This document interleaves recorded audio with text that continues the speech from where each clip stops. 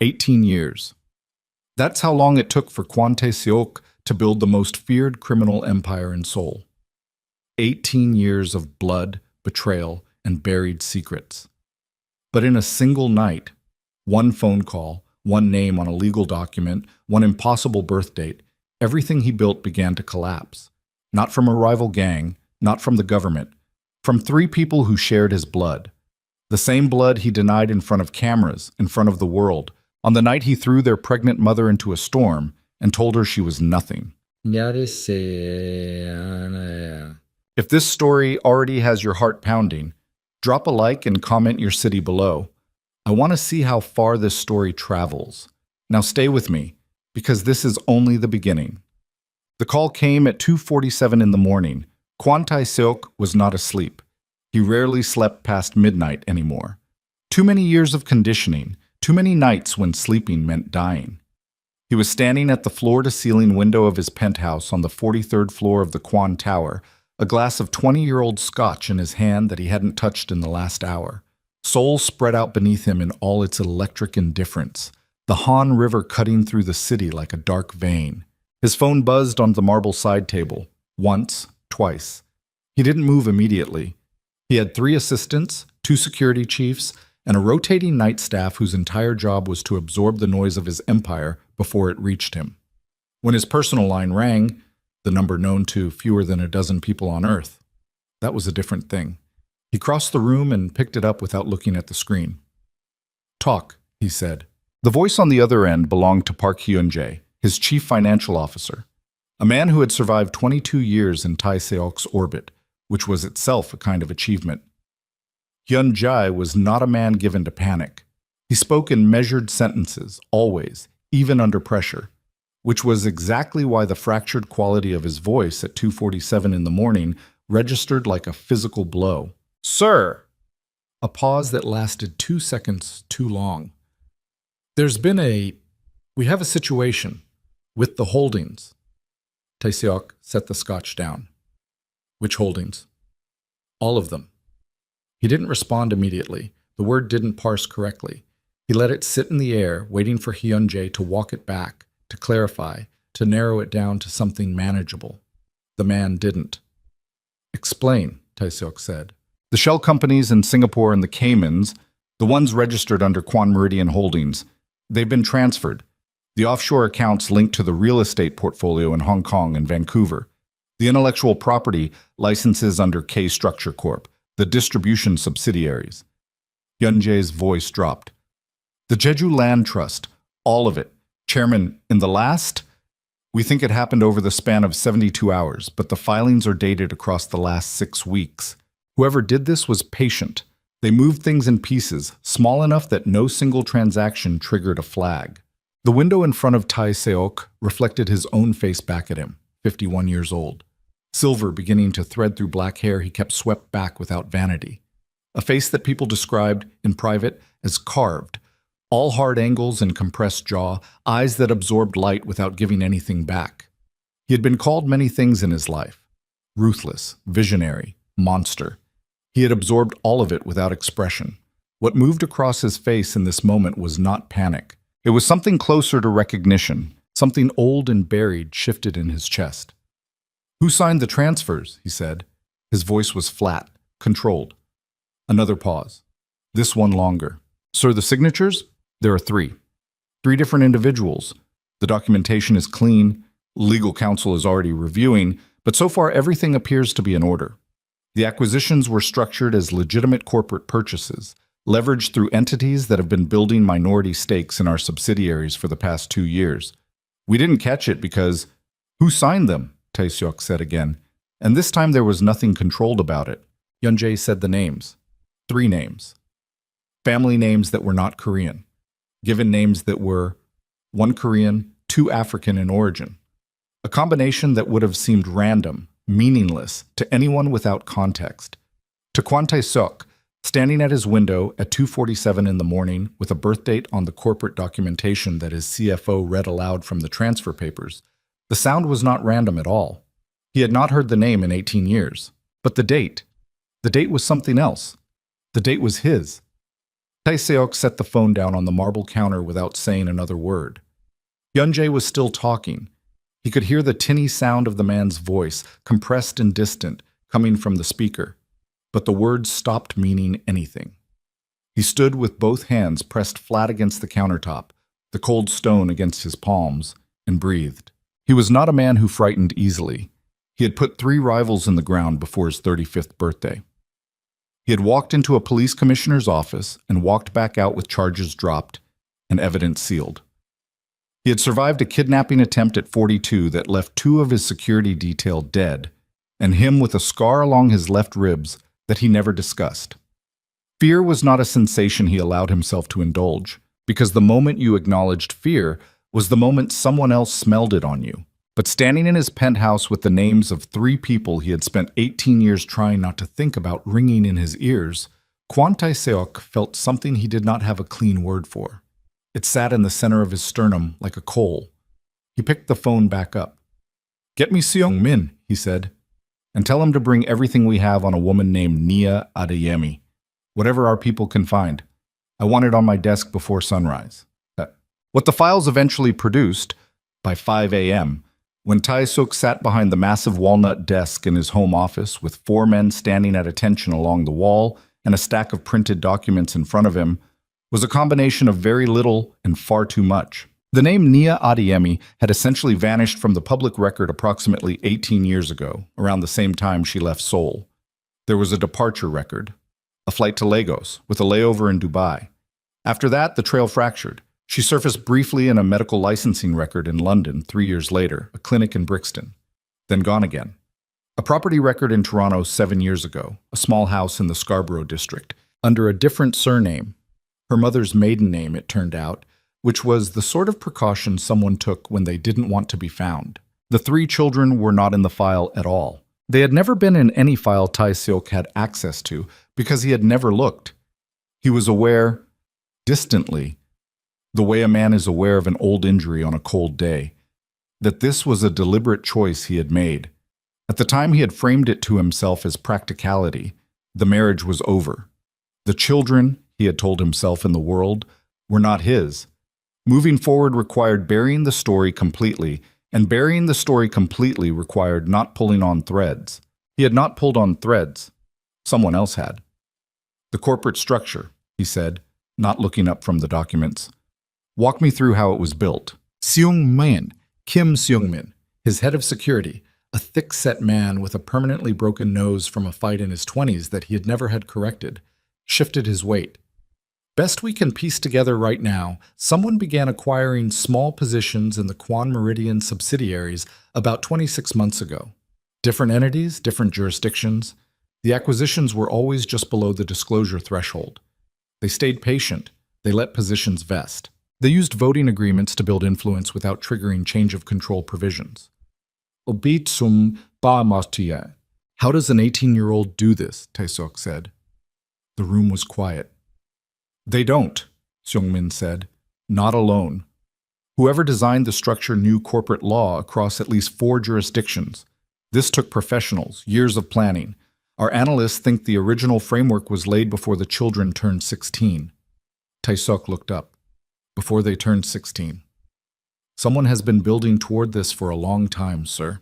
He leaned back in the chair. On the desk in front of him, among the financial documents and transfer records, Hyunjae had included a photograph. It had come from a social media account, one of many that had apparently been active for years and that none of Tae-seok's intelligence apparatus had ever bothered to monitor because there had been no reason to watch 3 anonymous young people growing up somewhere outside of Seoul. The photograph was recent. 3 young adults, late teens or just past 18, standing together in front of what looked like a glass building in a city he didn't immediately recognize. One of them was tall and angular, the build of someone who had spent years in a gym not for aesthetics but for function. One of them had their arms crossed, posture closed and watchful, eyes that even in a photograph read as assessing everything in the frame. The third was smiling, but the smile didn't reach the eyes either. All 3 of them had their mother's jaw. Their mother's coloring, the height, the shoulders. That was from somewhere else. That was from him. Tae-seok closed the folder. He was 17 when his father first took him to the Kwan organization's main warehouse in Incheon and showed him what it meant to keep men loyal.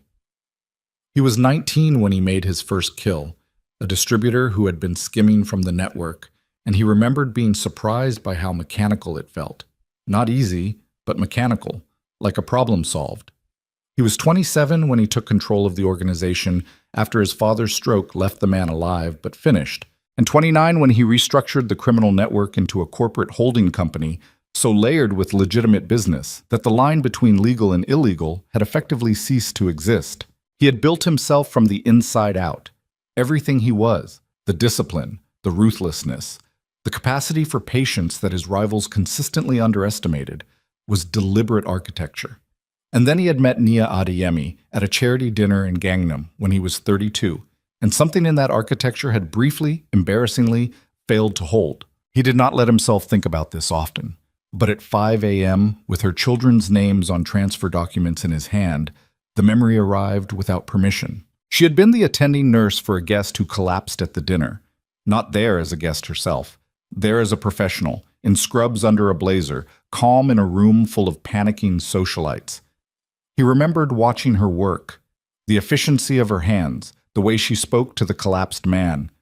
Something low and even, not gentle exactly, but grounding, the voice of someone who knew how to anchor panicking people to the present moment. He remembered thinking, before he caught himself and stopped, that it was the most competent thing he'd seen in a room full of people who prided themselves on being powerful. He had introduced himself.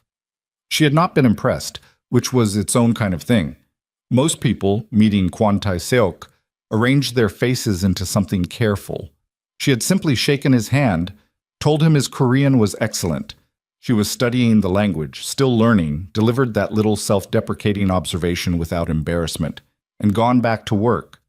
He had pursued her for 4 months before she agreed to dinner. They had been married 11 months after that. His advisors had not said much at the time. His mother had said more than enough for everyone.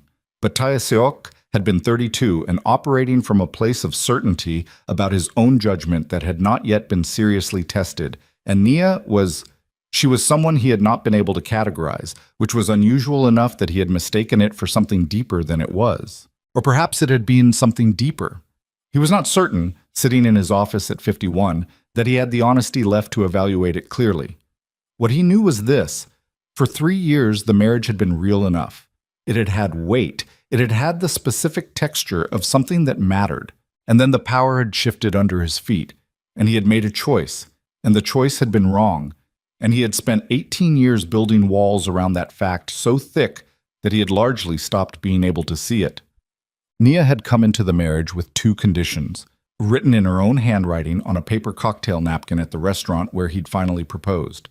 She had laughed about the napkin, but hadn't thrown it away. The conditions were simple.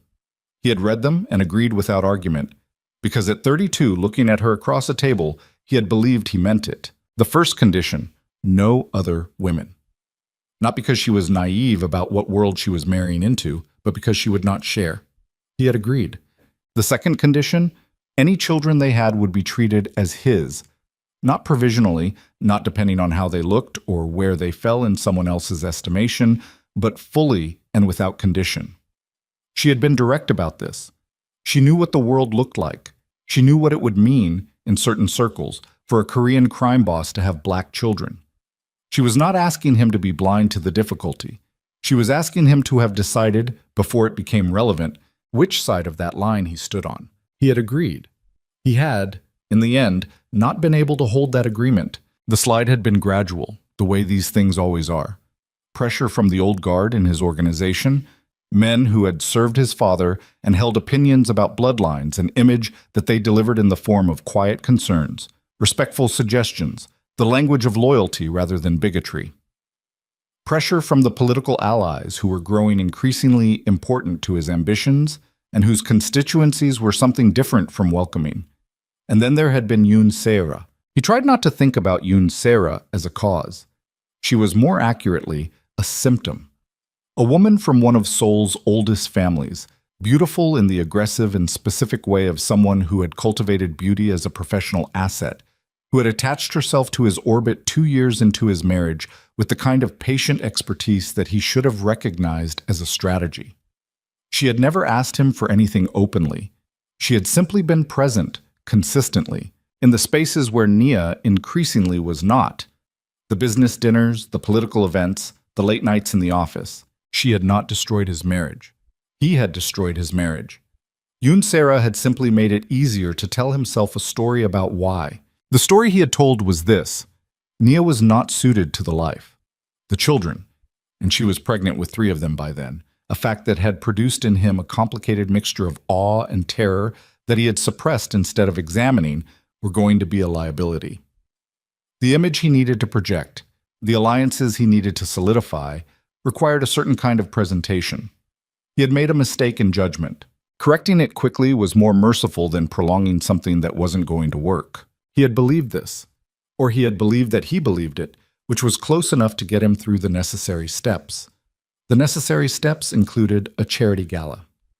The gala was held at the Grand Hyatt in Itaewon on a Thursday in November, 18 years ago. Tae-seok had orchestrated it with the same precision he brought to operations that ended with bodies in the river. Guest list curated for maximum exposure. Media, political figures, rival crime families who needed to witness his control, business partners who needed reassurance that Kwon Tae-seok was stable and uncompromised. Cameras. Journalists from 3 different outlets who owed him favors. Nia had been 8 months pregnant. She had not wanted to come.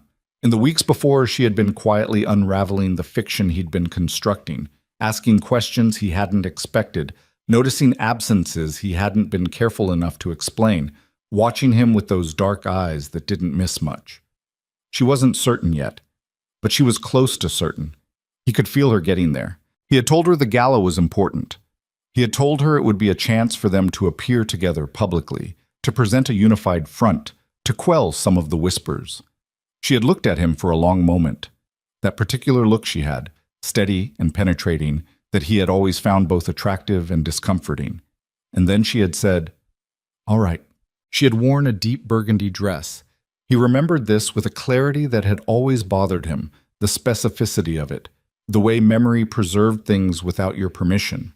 She had looked, walking into that ballroom on his arm, like someone who knew she was being walked into something and was going to hold her head up regardless. He had waited until the cameras were positioned. Then he had stepped away from her, taken the microphone that his deputy had ready, and he had said what he'd prepared. He had been precise and public and devastating. He said the children were not his. He said the marriage had been a mistake he was correcting. He used language that was clipped and corporate, the language of a man making a business correction, and he did not look at her face while he said it. When he finished, he nodded to his security team. 2 of his men who had worked for him for years, men whose children he'd sent gifts to at New Year's, had taken Nia by the arms. She had not fought them. He would have found it easier, he thought afterward, if she had fought. Instead, she had gone still, the way people go still when something is so wrong that the body doesn't know what to do with it yet. They had walked her out through a service exit. Outside, it was raining, hard. November rain in Seoul is not gentle. She had been standing in the street with her hands over her stomach 18 years ago, and he had turned back to his guests and picked up his glass. He had not thought, in that moment, about the napkin. He had thought about it many times since. The next morning, after his team had delivered their full report, and the lawyers had been called, and the financial crisis was confirmed to be both real and legally airtight, Tae-seok did something he had not done in 18 years. He called the one person who had been in the room the night of the gala who might still tell him the truth. Lee Chae-won had been Tae-seok's second-in-command for 12 years. He had left the organization 7 years ago under circumstances that were never fully explained internally. The official story was early retirement, and no one pressed it. What Tae-seok knew, and had never acted on, was that Jae-won had been in the parking lot that night when Nia was walked out. He had been the one to put her in a car, to make sure she wasn't simply left in the rain. It was an unauthorized act of decency that Tae-seok had noticed and said nothing about. Chae-won picked up on the second ring. There was a pause when he heard Tae-seok's voice. Then, in a tone that was neither hostile nor warm, "It's early." "I need to ask you something," Tae-seok said. "After 7 years, you need to ask me something at 5 in the morning." "Did you know," Tae-seok said, Where she went? Another pause. Longer. Why are you asking now? Because her children just took my company. The silence on the other end lasted long enough that Tae-seok thought the connection had dropped. Then Jaewon said very quietly, "Good," and disconnected the call. Tae-seok sat with the dead phone in his hand. He looked at the window.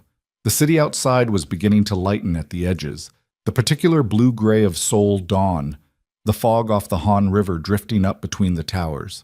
He thought about a woman standing in November rain with her hands over her stomach. He thought about a napkin with 2 conditions written in careful English handwriting. He thought about a photograph of 3 young people standing in front of a glass building in a city he hadn't recognized, with his shoulders and her jaw and eyes that assessed everything they looked at. He picked up the documents and started reading them again from the beginning.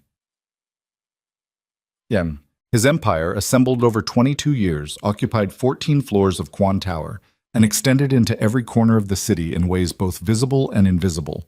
The legitimate holdings alone teat construction, logistics, real estate development, a media company, a chain of upscale hotels, employed 11,000 people. The less legitimate holdings employed a different kind of workforce and generated revenue that moved through so many layers of financial structure that only 3 people in the world understood the complete picture. He was one of those 3. Hyunjae was another. The third had, apparently, been someone else entirely. Because what the transfer document showed, when Tae-seok worked through them with his lawyers over the following hours, was not a raid. It was not a hack or a theft or an aggressive corporate takeover of the kind that could be fought through the courts. It was an accumulation. Patient, meticulous, conducted in full compliance with corporate law across 4 jurisdictions. Whoever had designed the financial architecture had understood his own structure better in some ways than he did, had found every gap, every under-monitored subsidiary, every position that could be acquired below the regulatory disclosure threshold. It had started 2 years ago. But Hyunjae, going back through historical records under Tae-seok's instruction, found something worse. The groundwork, the earliest corporate entities, the first registered legal vehicles that had eventually been used to hold the acquired positions, had been established 6 years ago. 3 people had turned 12 6 years ago. Tae-seok set the documents down on the desk and pressed his knuckles against his mouth and thought about that for a long time. He thought about a 12-year-old building a corporate structure. He thought about what it would take to raise someone like that. The patience, the discipline, the specific, sustained quality of love that didn't just survive a catastrophe, but transformed it into something useful. He thought about Nia in that burgundy dress. He thought, she did this. She planned this. Not for herself. She planned this for them. There was a knock at the office door. Youngmin entered without waiting for a response, one of 3 people who was authorized to do so, and stood at the edge of the desk. "There's something else," Seungmin said. His voice had the quality of a man delivering news he'd prefer not to. "Tell me." 3 months ago, someone sent a communication to this office. It came through a shell company that has since been dissolved. At the time, we assessed it as a routine legal inquiry. It was worded as a request for information about historical corporate records from a party claiming potential inheritance interest. It was routed to legal, who declined to engage without more documentation. Tae-seok looked at him. "We think," Seungmin said, "it was them. We think they were giving you an opportunity to... We're not certain what they expected you to do with it, but we missed it." 3 months ago. 3 months ago, the children he had abandoned had reached out through a method deliberately designed to be ambiguous, and his legal department had filed it under routine correspondence and moved on. He had never seen it. He wondered if that had mattered. He wondered, and this was the question that sat under everything else, the one that had a shape he didn't want to look at too directly. Whether it would have changed anything if he had seen it, whether he would have investigated, whether he would have looked. He didn't know the answer. That was the most honest thing he had been able to think in 18 years. He stood up from the desk. He was 51 years old, and he had not slept, and the light through the window was now full morning, the city below moving with the indifferent machinery of its daily life, buses and cars, and 11,000 people going to work in buildings with his name on them. Going to work in buildings that might not have his name on them much longer. "Find them," he said to Seungmin. "Sir? Not to..." He stopped, rephrased. "I need to know where they are. I need to know if they're in Seoul." Byung-min looked at him for a moment with the expression of a man who had seen enough of Tae-suk's life to understand the weight of certain questions. And if they are? Tae-suk didn't answer immediately. He walked back to the window, looked out at the city he'd built his life in, the city where he'd made the choice that had apparently set all of this in motion. Then I need to know what they want, he said, aside from what they've already taken. He didn't look at Seung-min when he said it. He was looking at his own reflection in the glass again, the face that people described as carved and cold and without remorse. He was looking at it and not entirely recognizing what he saw. Behind him, Seung-min's phone buzzed. A pause. Then the security chief's voice, carefully neutral. Sir, one of our people at Incheon Airport just sent a flag. Tae-seok didn't move. 3 individuals matching the descriptions in the photographs cleared customs 40 minutes ago. A pause. They're in Seoul. And somewhere in the city below him, somewhere among the electric lights and the fog and the 11,000 people whose paychecks bore his signature, 3 people with his blood in their veins were already moving toward him. The question was not whether they would find him. The question was what happened when they did. The airport footage came through on Seung-min's tablet at 6:14 a.m., 3 separate frames pulled from Incheon's customs camera feeds, time-stamped 40 minutes prior, clarity good enough to see faces.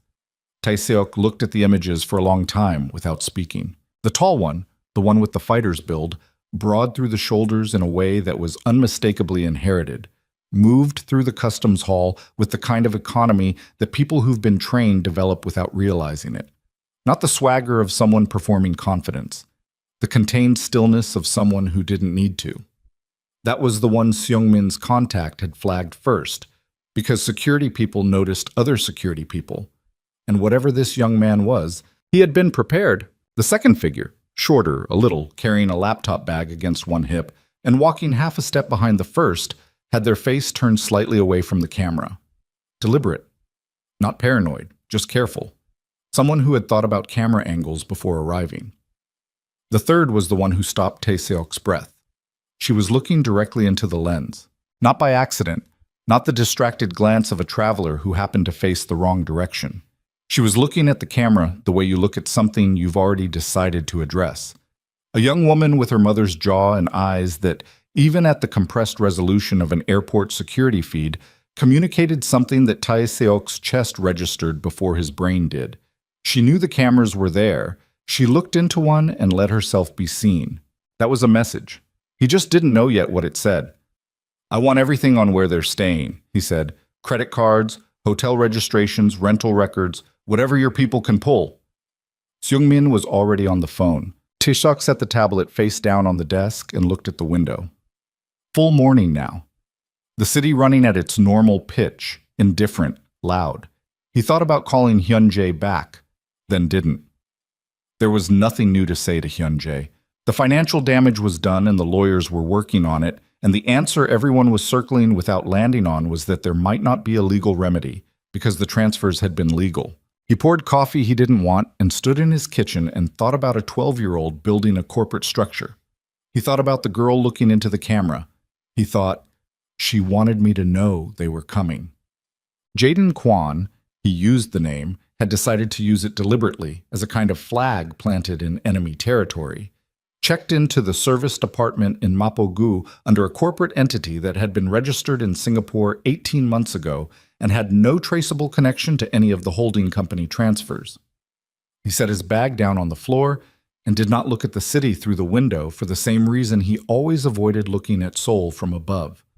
It made the thing feel too large, and he needed to keep it at a manageable size inside his head. He was 18 years old. He was in the city where his father had thrown his mother out into the rain. He was in the city he'd been building toward for 6 years, and now that he was actually in it, his hands were shaking slightly, and he didn't want either of his sisters to see that. Naomi saw it anyway.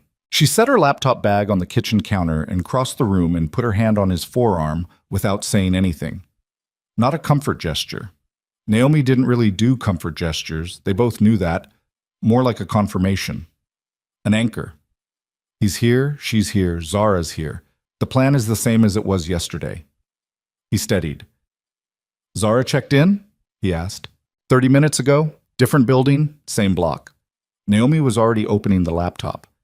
She said the contact inside the security division confirmed receipt of the second package, which means Seungmin's team is working with incomplete information about our current positions. That's the idea. He sat down on the floor against the wall, old habit, from years of training with a woman outside Toronto who had taught Zara everything Zara knew about physical conditioning and had taught Jaden, incidentally, that the most useful place to think was close to the ground. He pressed his back against the wall and looked at the ceiling. He's seen the footage, Jaden said, from the airport. Obviously.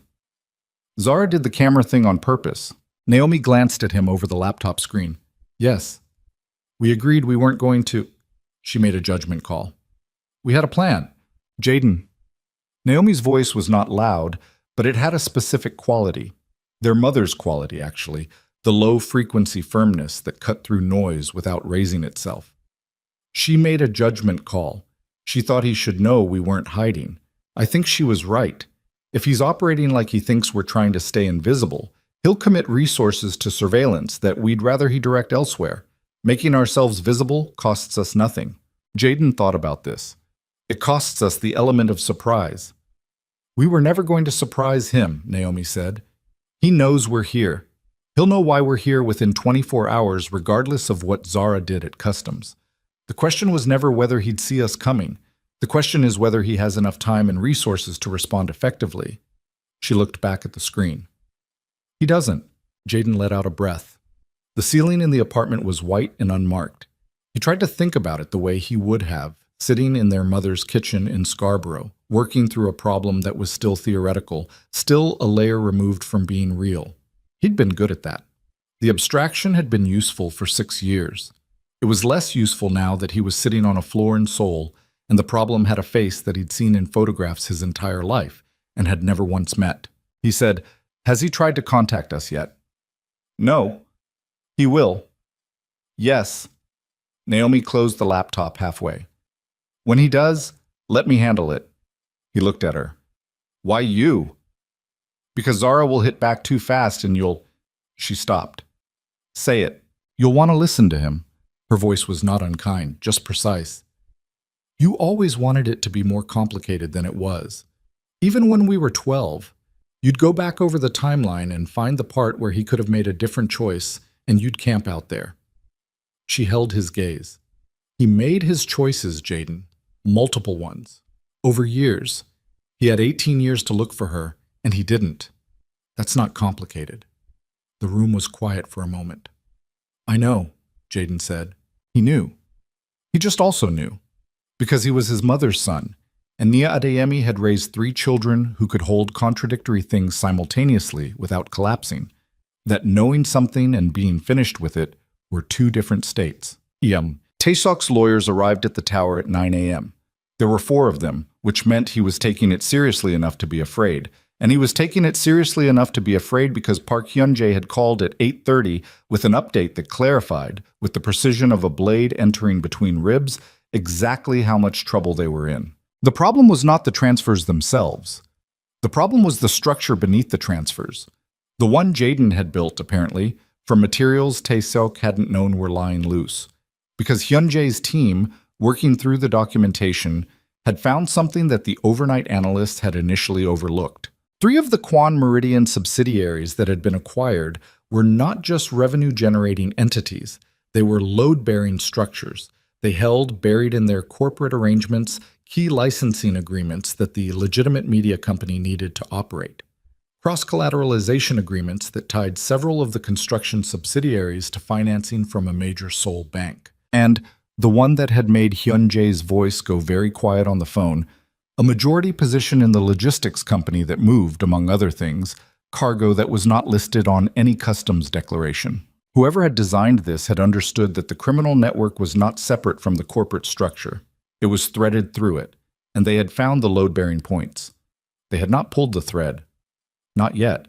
That was the part that sat in Taeseok's chest all through the lawyers' meeting, through the careful legal language about injunctive relief and regulatory filings and the various avenues for challenge that all came with timelines measured in months and outcomes measured in probability rather than certainty. They had not pulled the thread. The logistics company's cargo was still moving. The licensing agreements were still active. Whatever leverage they had built into the structure, they were holding it, not using it, which meant it was an offer. He dismissed the lawyers at 11. When the room was empty except for Seung-min, he said, "They want something." "Yes, sir." "And they're waiting for me to ask what it is." Seung-min didn't answer. He wasn't a man who stated the obvious when silence served better. Tae-seok stood up from the conference table and walked to the window on the meeting room's north wall. From here you could see the river. The fog had burned off and the Han was flat and gray in the late morning light, the bridges cutting across it at their regular intervals. "Set up a meeting," he said, "through a third party, something neutral." "What third party? There is someone?" He paused. "There was a man who worked for me. Lee Jae-won. He's been out 7 years. He was the one—" He stopped. "He was there that night. He helped her. I think they may know who he is." He turned from the window. "Tell him I'm asking. Tell him I understand if he says no. But tell him I'm asking." Seung-min's expression didn't change, but something in it shifted. "You want to use Chae-won as the go-between. He's the only person they might trust who I can still reach. He told you good and hung up this morning." "I know." "That's not a man who wants to help you." "No," Tae-seok said. "But he might want to help them." Lee Chae-won was 63 years old and lived in a house in Eunpyeong-gu that backed onto a small slope of pine trees. He had a garden he maintained with the focused attention of a man who had spent too many years in spaces where nothing grew voluntarily. When Seung-min's call came through at noon, he was on his knees in the dirt, hands bare, working around the roots of something he'd planted in the spring. He listened to the message without expression. Then he went inside and washed his hands and stood at the kitchen window for a long time. Then he made a call of his own. The number had been given to him 3 months ago through a channel he had agreed to participate in because he had recognized when the request came what it was and who it came from. He had kept the number in his head, not written down, because writing it down would have made it a thing that could be found. It rang 4 times. Then a young woman's voice. Careful, watchful, not unfriendly, but not warm either. "Mr. Lee," she said. In Korean, that was better than he'd expected, accented slightly in a way that placed her formation somewhere other than Seoul. "I wondered when you'd call." "He wants a meeting," Jae-won said. A pause. "Does he?" "Through me. He's asking me to be the intermediary." "And you called us first." "I called you first." Another pause. He could hear, faintly, the sound of a city, traffic, the particular urban register of Seoul that was different from everywhere else in the way that cities always sounded like themselves. They were already here then. He'd assumed, but it confirmed. "We'll talk," the young woman said, "but not at a place he chooses, not yet." "Where then?" She gave him an address, Mapo-gu. He recognized the district without surprise. "Come alone," she said. "And Mr. Lee, we know you put her in the car that night. We know you made sure she had money and a phone. We know what that cost you inside the organization." A beat. "We're not going to make this harder for you than it needs to be." Chae-won let out a breath. "She told you about me." "She told us about everyone," the young woman said. "She's very thorough." He arrived at the apartment at 2 in the afternoon. The door was open before he knocked. The young man with the fighter's build pulled it back and looked at him without hostility, but without warmth either, the way you look at something you've decided to assess rather than react to. Up close, the resemblance to Tae-seok was harder to look at than Chae-won had prepared for. Same jaw, same compressed quality to the face when it wasn't moving. But the eyes were Nia's. The directness was Nia's. The quality of being entirely present in the room was something he associated with her, not with the man whose blood they also carried. He stepped inside. There were 3 of them in the main room. The tall one who'd opened the door, Zara, he would learn, though he didn't know their names yet, stood back against the wall with her arms at her sides in the posture of someone who had decided not to be obvious about watching everything. The one with the laptop, Naomi, sat at the counter and did not close the screen when he came in, did not adjust anything, moved not at all, which was its own kind of observation. and the one in the center of the room, standing, who extended a hand and said, "Mr. Lee, thank you for coming." "Jaden." Chaewon shook the hand, sat down when offered a chair, looked at the three of them and felt something move through him that he didn't try to categorize. "He wants a meeting," he said. No preamble. They didn't seem like people who needed it. "He says he wants to know what you want." "He knows what we want," Naomi said, without looking up from the screen. "He wants to hear it directly."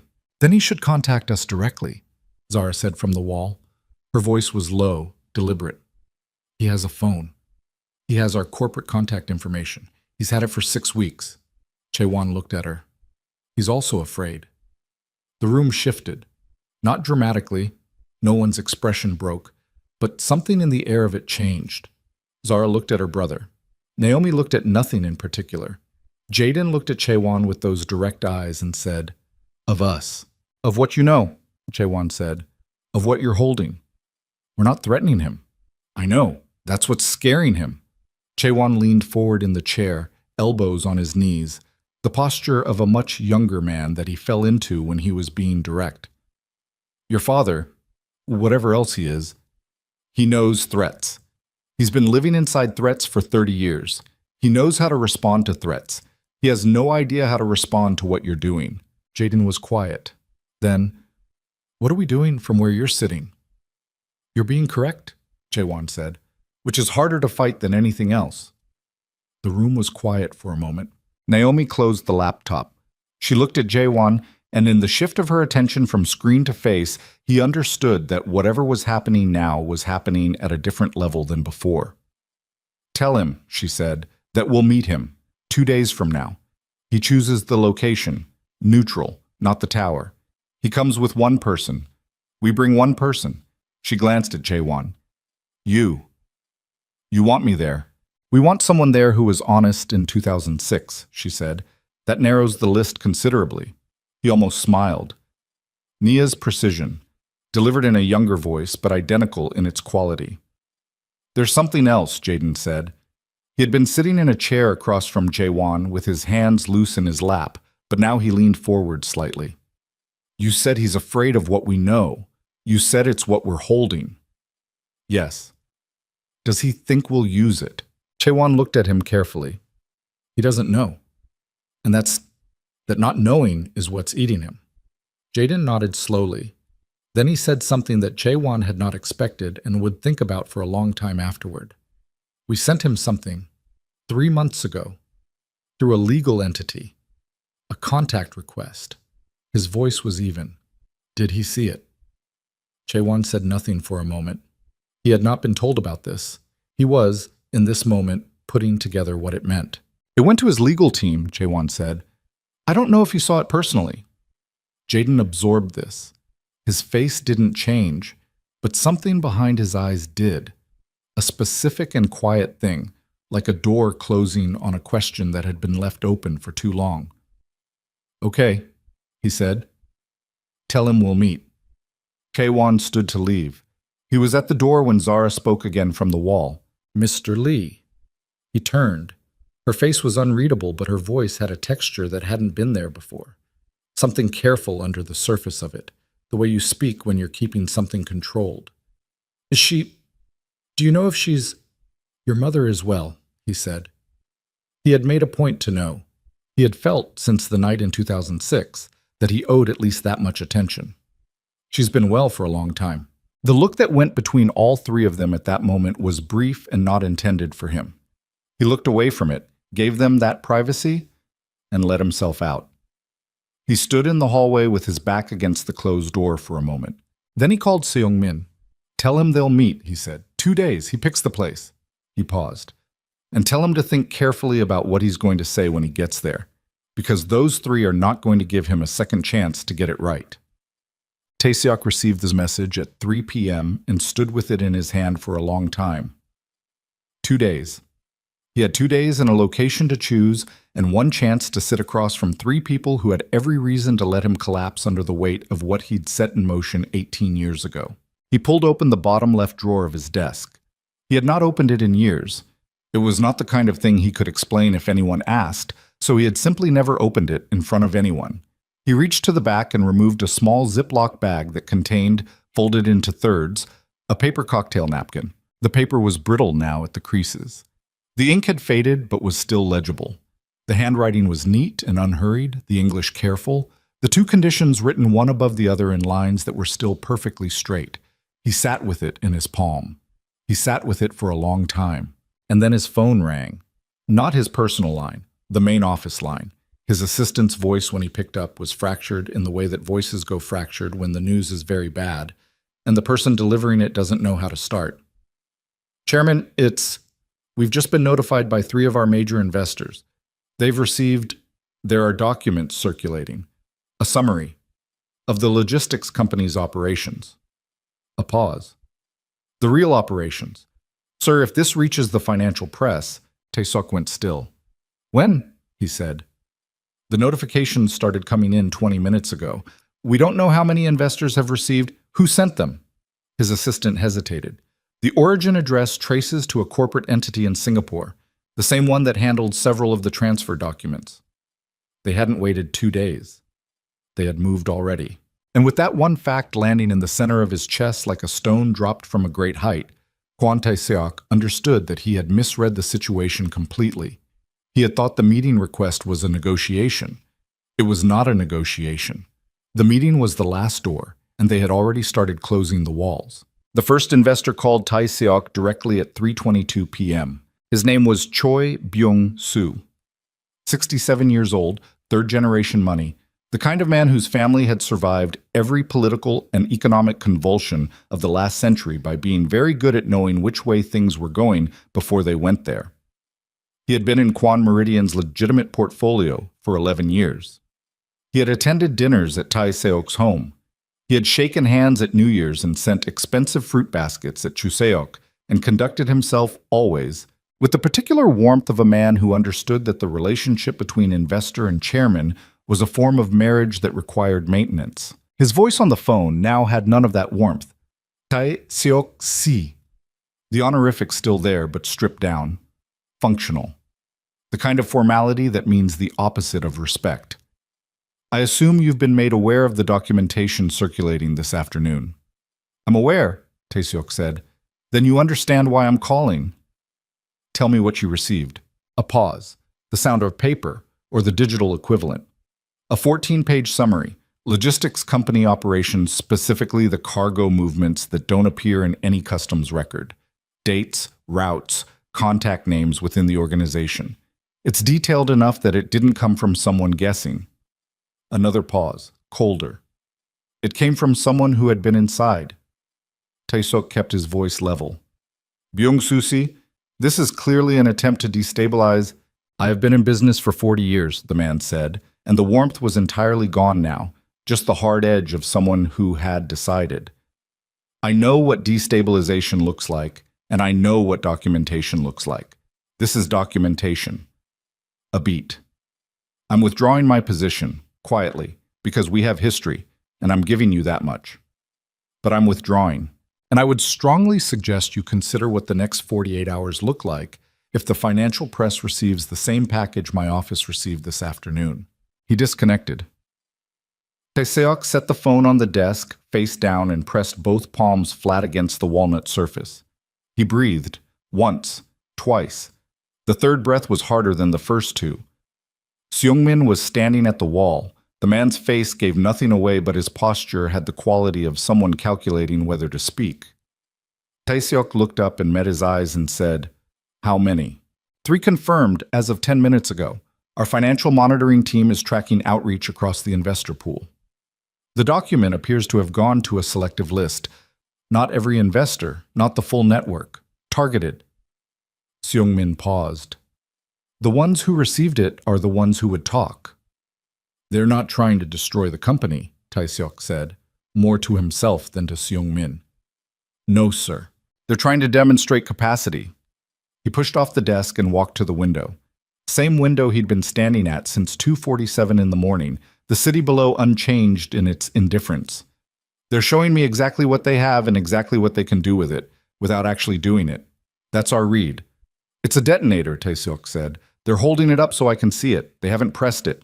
He stood at the window for a moment. Then he turned. Get me Yoon Se-ra. Hyungmin's expression shifted, just slightly. Sir? You heard me? She's been out of contact with the organization for... I know how long she's been out of contact, Tae-seok said. Get me Yoon Se-ra.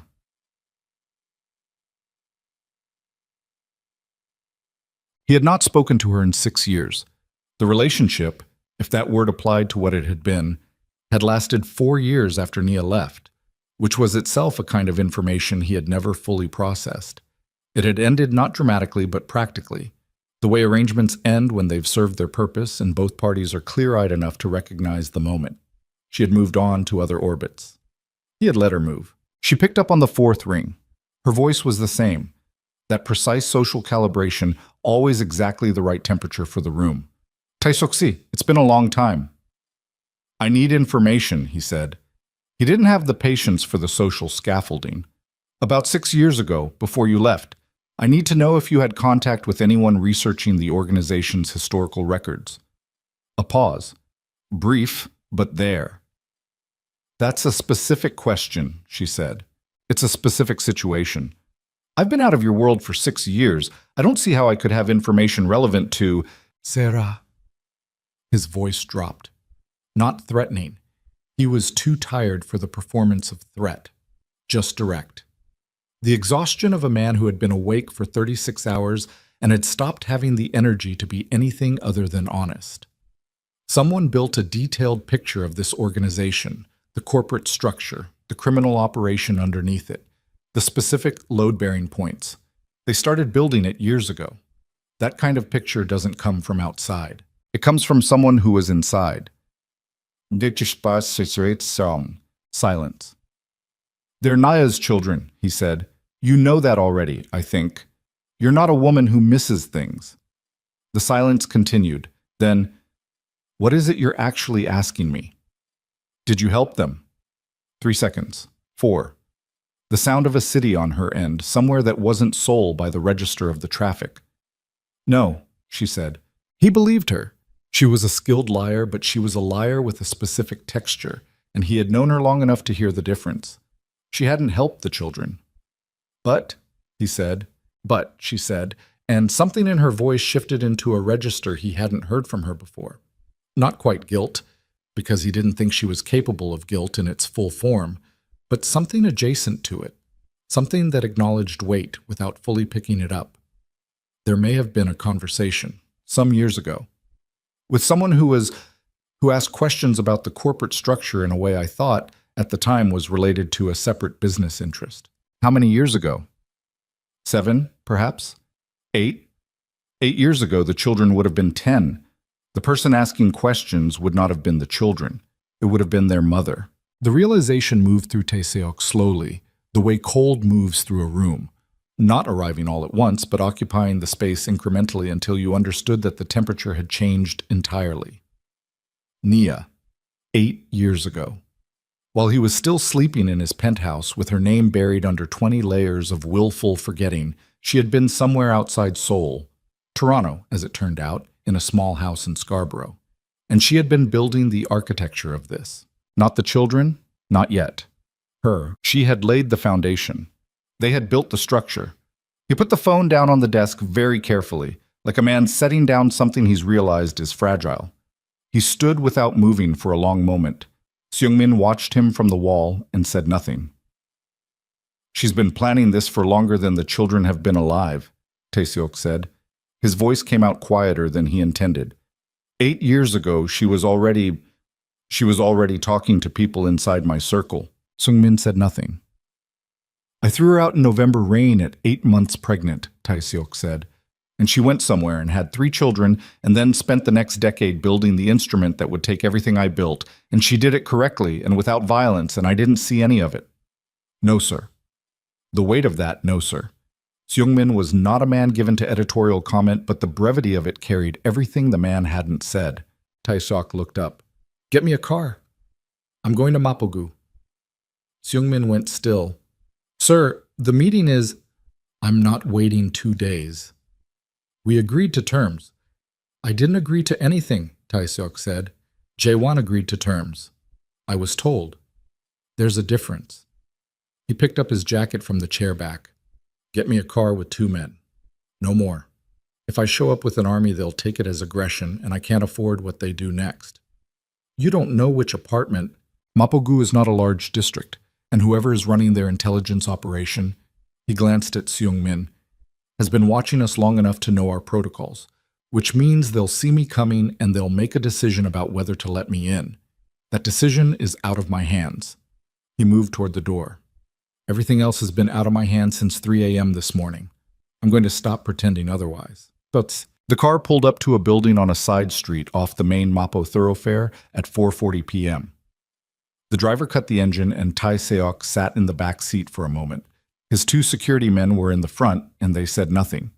They'd been with him long enough to know the shape of his silences. His phone buzzed. A text from an unknown number. No message. Just an apartment number. 3rd floor. He looked at the text for a moment. They had been watching. Of course they'd been watching. He should have expected this. He got out of the car alone. The building was unremarkable. Clean but not expensive. The kind of place a careful person chose because it was beneath notice. He took the stairs, old habit, never trust an elevator you don't control, and found the apartment at the end of a hallway that smelled of cooking from other units, something with garlic and sesame. And he stood in front of the door for a moment with his fist raised to knock, and did not knock immediately. He was 51 years old and he had not experienced anything resembling this kind of exposure in a very long time. He knocked. The door opened almost immediately.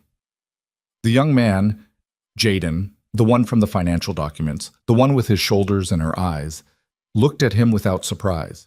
Without anything readable, actually. Just that direct assessment. You were supposed to wait 2 days, Jaden said.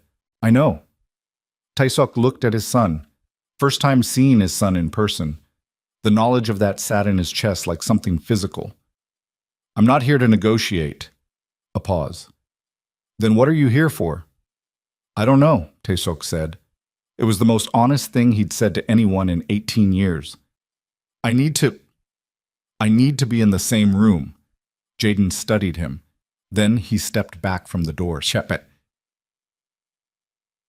They were all 3 in the main room. He registered each of them the way you register a room's architecture.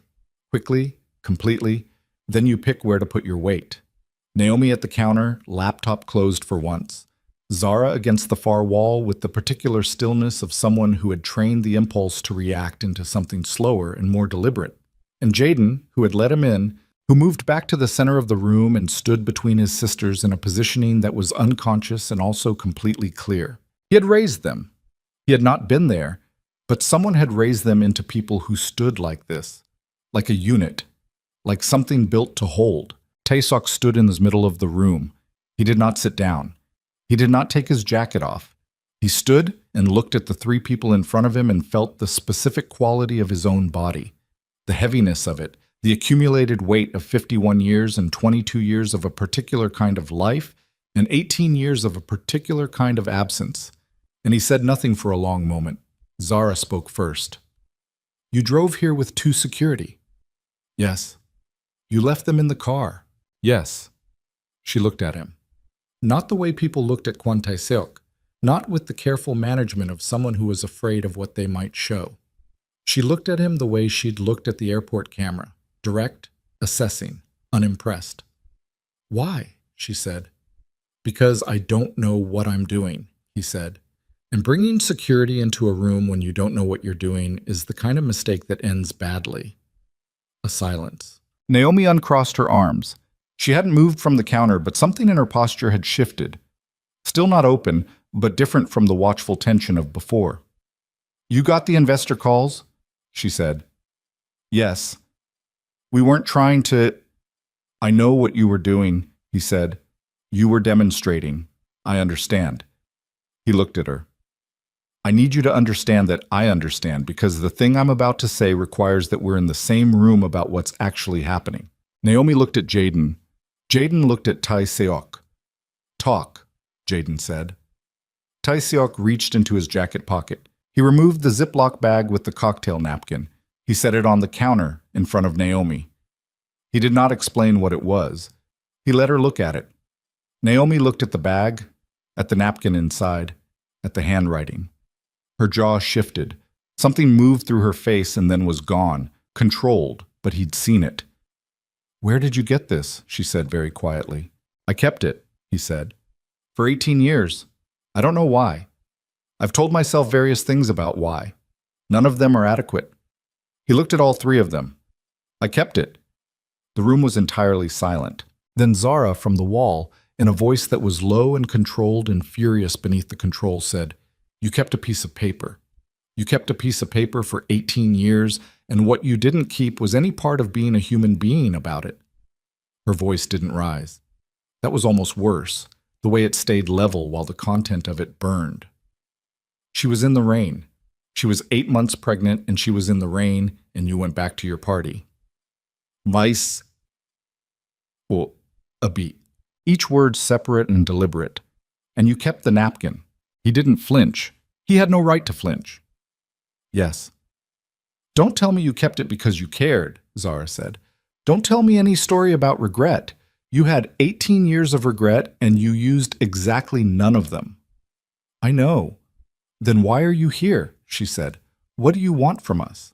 The question had a specific shape. Not just what do you want from this meeting, not just what are the terms, but what do you want from us? From his children. She had asked it, and she knew it was the core question, and she was asking it with a face that said she expected him to answer wrong. Taesok looked at her, at all three of them, and he said the thing that had been sitting in him since 2:47 in the morning, since he'd heard the names and the birth date, since he'd looked at the photograph and recognized his own shoulders on people he'd never met. "I want to know if your mother is all right," he said. "That's the first thing. The rest of it—" He stopped, started again. "The rest of it? I know I don't get to want. I know what this is. I know you're going to take the company, and I know that's correct. I'm not here to stop that." He looked at Jaden. "I'm here because I didn't look for you. For 18 years I had the capacity to find her, to find out about you, and I chose not to use it. And I can give you every explanation for why that would be a lie by the time I finished it. So I won't." He looked at his hands. "I just need someone in this room to know that I know what I did, before whatever comes next happens. I need someone to know that I know." The silence was long. Jaden broke it. "Did you read the contact request? 3 months ago, through the Singapore entity?" Taesok met his eyes. "My legal team received it. They classified it as a routine inquiry. I didn't see it." Something happened to Jaden's face. Not a break. This was not a young man who broke visibly, but a shift.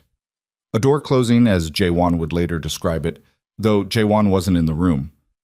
The closing of a question that had been open for a long time and was now being answered in the worst possible way. Not maliciously, just the worst possible way. He hadn't seen it. It hadn't been a choice. It had been nothing. It had been a piece of paper routed to the wrong desk. "Okay," Jaden said. His voice was even, completely even. "Okay." Naomi stood up from the counter. She moved around it to stand beside her brother. Zara had not moved from the wall, but her arms dropped from their crossed position, and that small movement said more than the previous 5 minutes of controlled fury. "You need to leave," Naomi said. Not unkindly, just finished. "We have a meeting scheduled in 2 days. Come to the meeting. Bring Haiwan-si. Come prepared to discuss terms." She picked up the Ziploc bag from the counter. She looked at it for a moment, then she set it back down in front of him. "Take this with you." He picked it up. He was almost at the door when Jaden said, "Wait." He stopped. "The contact request," Jaden said. "We sent it because—" He stopped, breathed, started again. "We gave you a chance. Before any of this. We built in a chance for you to ask. Because our mother taught us to build in a chance. She said it was the right thing to do regardless of outcome." His jaw tightened. "And you didn't see it, which is—" He stopped again. "Which is the story of your whole life," Zara said from the wall. Not cruelly, just precisely. "Things that needed to be seen that you didn't see." Taesok opened his mouth. He did not know what he was going to say. He did not have the right words, and he knew it.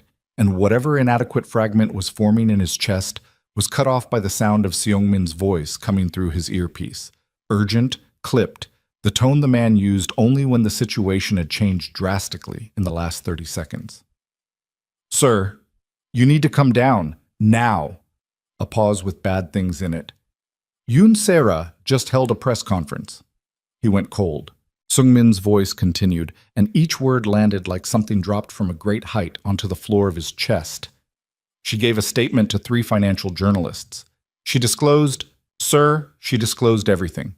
Not the summary the investors received, everything. The full operational structure, names, routes, the banking relationships. She said she was cooperating with authorities voluntarily. Static. Then, "The financial crimes unit is outside the tower. They have a warrant." Tai Seok stood in the hallway of an apartment building in Mapo-gu, with his children's door closed behind him and his empire coming apart in real time through the earpiece, and he understood, with the totality of a man receiving a blow he hadn't seen coming from the one direction he'd failed to cover, that Yoon Sera had not been merely a symptom. She had been a variable, and someone had moved her. He turned back to the apartment door. His knuckles hit the surface 3 times, hard. Naomi opened it. She read his face. Whatever she saw there made something in her own face go careful. "Yoon Sera," he said. "Did you approach her?" Naomi's expression didn't change, but in the half-second before she answered, something moved behind her eyes that told him everything before the words. Naomi's eyes gave it away. Not much. A half-second. The specific quality of someone who has prepared for a question and is now receiving it earlier than expected. She recovered fast. She was her mother's daughter in that. The recovery was nearly seamless. But Tai Seok had spent 30 years reading rooms and reading faces, and the half-second was enough. "You did," he said. Naomi held the door and held his gaze and did not confirm and did not deny, which was itself the confirmation. Behind her he could see Jaden turning from the window and Zara's posture coming off the wall, both of them reading the shift in the air the way people who've trained together read each other across a room. "Seira was a liability," Naomi said. Her voice was level. "She knew enough to burn everything. We couldn't leave her as a variable outside our control." "So you moved her?" "We gave her information, a choice. She made it." Naomi's jaw was set. "She has her own reasons for what she did. We didn't manufacture those." "You pointed her at me," Taesok said. The earpiece was still running. Seungmin talking, the financial crimes unit, the warrant, the tower. And he was hearing all of it and standing in a hallway in Mapo-gu, looking at his daughter and trying to hold all of it simultaneously. "You aimed her and you fired her. And the financial crimes unit is outside my building right now with a warrant that exists because of what she said." "Yes," Naomi said. "That's not strategy," he said. "That's a detonation." "It's both," she said. "And you built the thing she detonated 18 years ago. We just provided the spark." He stared at her. She stared back. And in the specific quality of that standoff, the absolute stillness of it, the complete absence of apology on her face, he saw something that he recognized from the inside of himself. The part that planned. The part that moved pieces without sentiment. The part that could hold the long view while the immediate view was on fire. He had given her that. Not through presence, through blood. He was not certain whether that made it better or worse. His earpiece. "Sir, the unit is requesting you present yourself. If you don't appear in the next..." He pulled the earpiece out, held it in his hand, looked at it, set it in his jacket pocket, looked at Naomi. "How much time do I have?" She blinked. "Before what?" "Before everything the financial crimes unit has becomes usable in court. Before the warrant produces arrests. Before this stops being a crisis, I can navigate, and starts being a criminal proceeding, I can't." He looked at Jaden over her shoulder. "How much time did you build into this?" Jaden came forward slowly. He looked at Tae-seok with an expression that was not soft and not hard, something that sat between them, the expression of someone doing a calculation that involves more variables than they'd expected. 48 hours, he said. "The documentation Sarah provided is real, but the chain of custody for the criminal prosecution requires additional steps. 48 hours before any of it becomes an arrest." "You built in 48 hours, Tae-seok said. "We built in time for you to cooperate voluntarily." The hallway was very quiet. From somewhere down the building, someone was watching television, the sound of it thin and distant through 2 walls. Tell me what cooperating voluntarily looks like, Tae-seok said.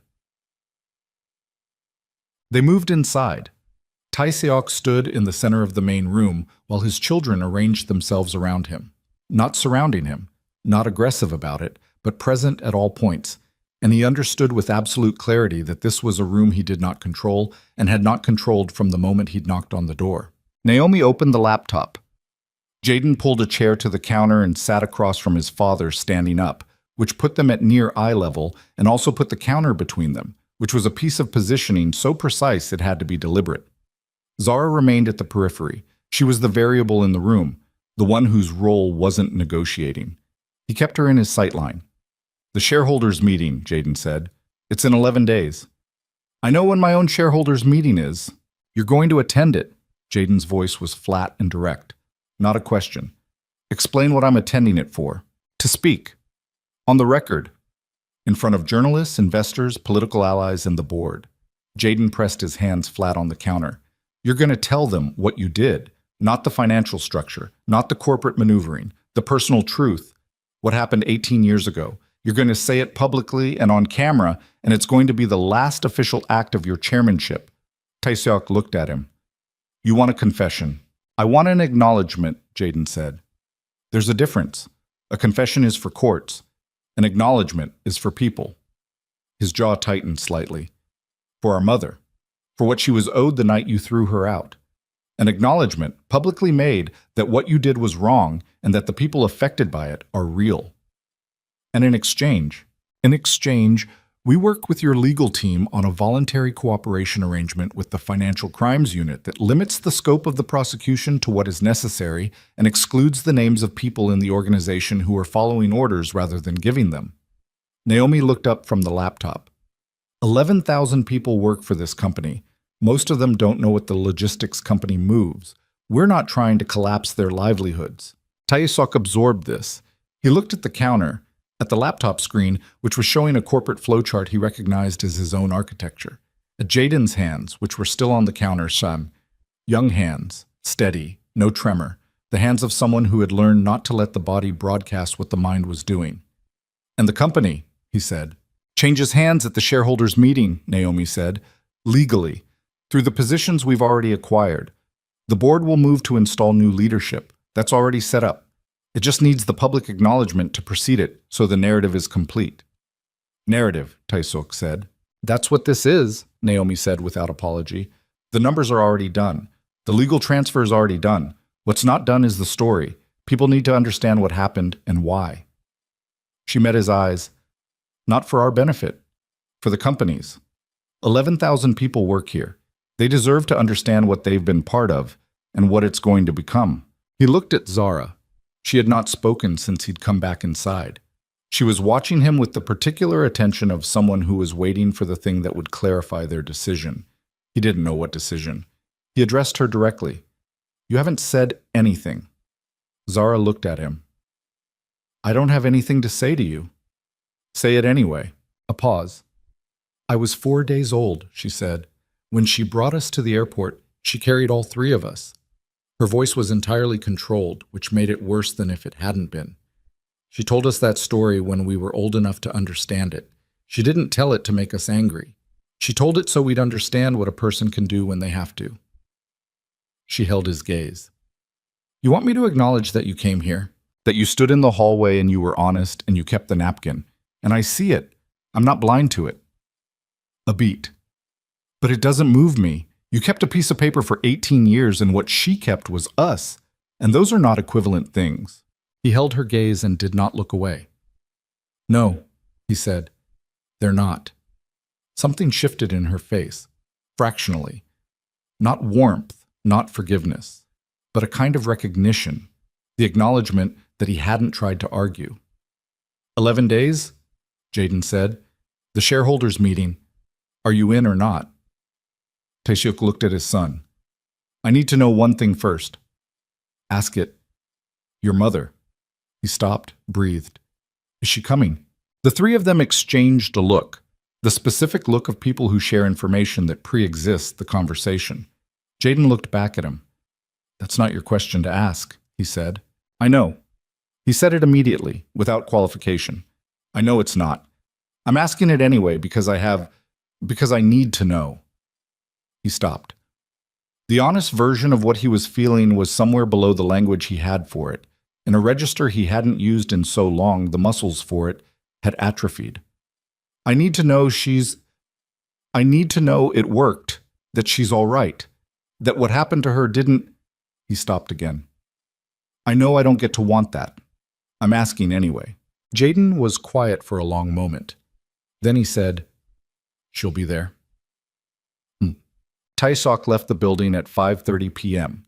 His two security men were still in the car, both of them with the rigid posture of people who had been receiving information through their earpieces for the last hour and were professionally not showing how bad it was.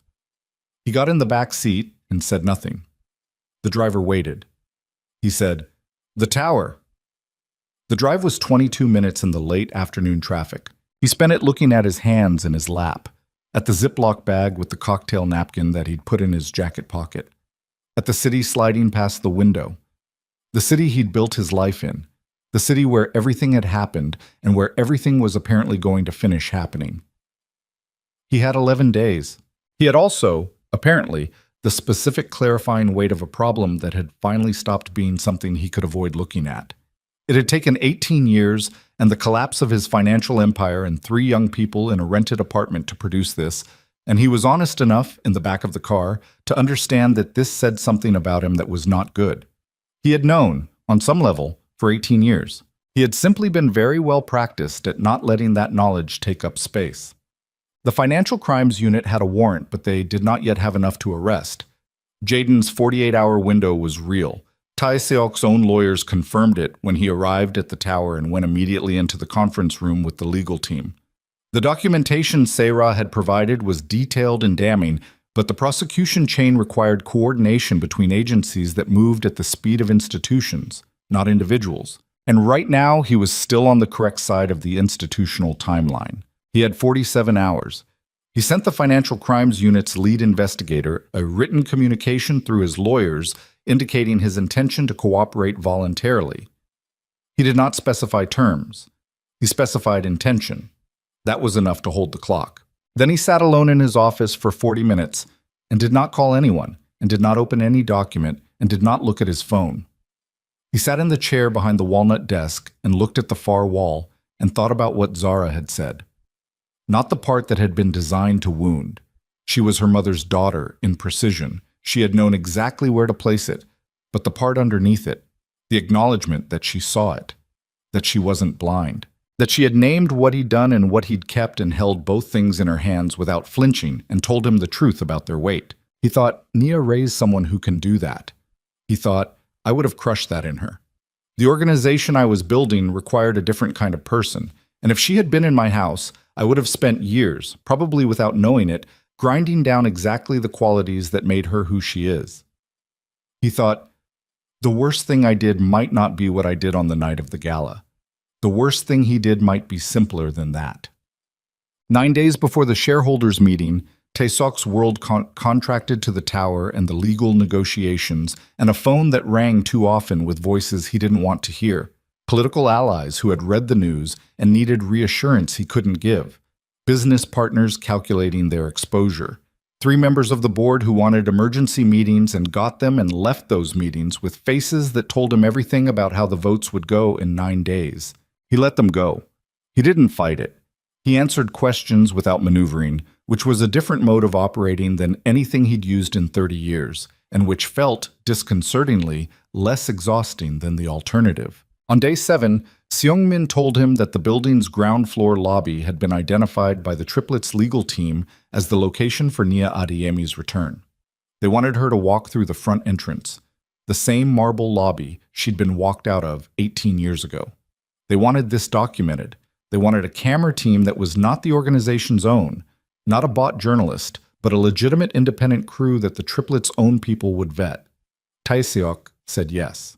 Seung-min said, just like that. Just like that, he said. There are security implications. I know.